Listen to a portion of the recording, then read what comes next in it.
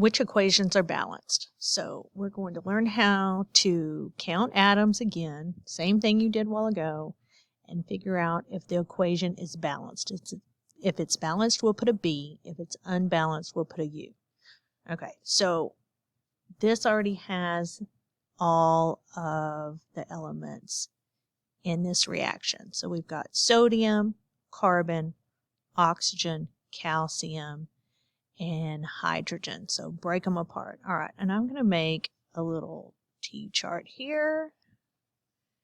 And I'm going to count all the atoms on the left-hand side of the arrow on our reaction. So I'm going to count all the reactants, and then I'm going to count up all the products on the right-hand side. Okay, meaning the number of atoms. Okay, so once again, we're going to look at the subscripts and if there's any coefficients. So here we've got 2 sodium. Carbon, there's an understood 1. Oxygen, there's a 3, right? Then we got calcium, no coefficient. And then we have oxygen again. So, we've got 2 oxygen here. So I'm going to have to add 2 oxygen to my 3.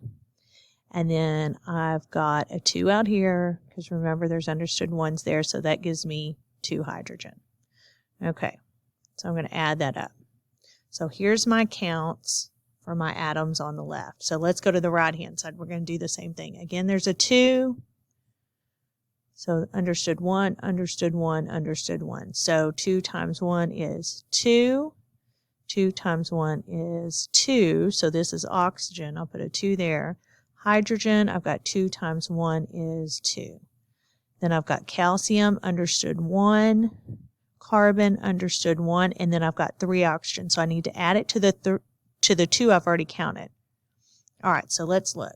I've got 2 sodiums on both sides, 1 carbon on both sides, 5 oxygen on both sides, 1 calcium on both sides, 2 hydrogen on both sides.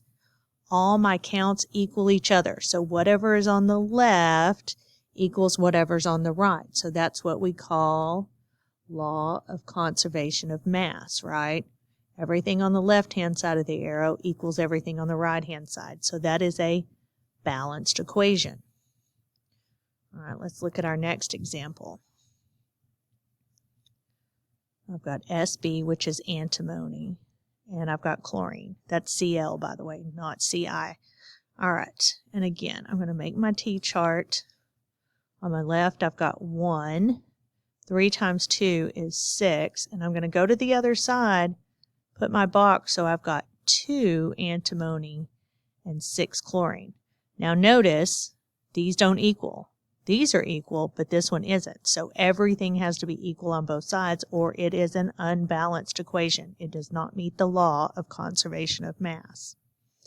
Okay, so that is your job, is to finish these and everything on the other page and count up and figure out if they are balanced or unbalanced equations. Let me know if you need help.